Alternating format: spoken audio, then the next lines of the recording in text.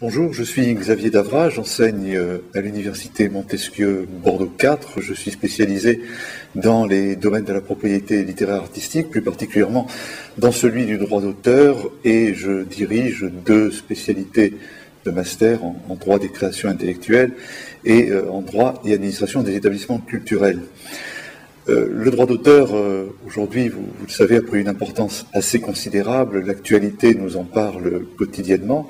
Le droit d'auteur, on peut le dire d'ailleurs, ne vous laisse jamais libre, puisque la musique en particulier et l'image également sont présents systématiquement partout. Il y a une ubiquité sociale de la musique, de la culture, et donc derrière toute manifestation de la musique, de l'image, mais des autres disciplines artistiques, vous avez bien évidemment des créateurs qu'il faut rémunérer. Et c'est donc pour cela que si vous entendez de la musique dans un bar, si vous entendez de la musique dans un parc de stationnement, si vous voyez des murs d'images à tel ou tel endroit, eh bien le droit d'auteur intervient.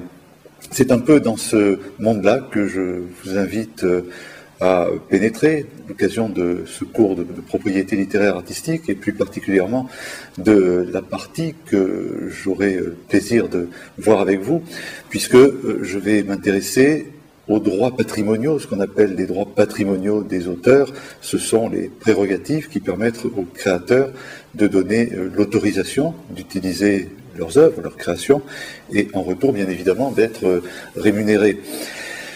C'est quelque chose qui est tentaculaire, c'est quelque chose qui vise toutes les disciplines artistiques. On pense évidemment essentiellement à l'audiovisuel, aux nouvelles technologies, mais c'est vrai également tout simplement du spectacle vivant, du concert avec des musiciens, du spectacle dramatique avec des acteurs.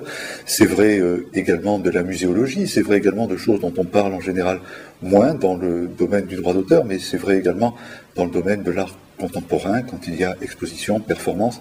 C'est tout cela que je vous invite à pénétrer. Puis également toutes les exceptions au droit des auteurs, les hypothèses où pour différentes raisons on a le droit d'utiliser des œuvres sans demander d'autorisation et sans payer de droits.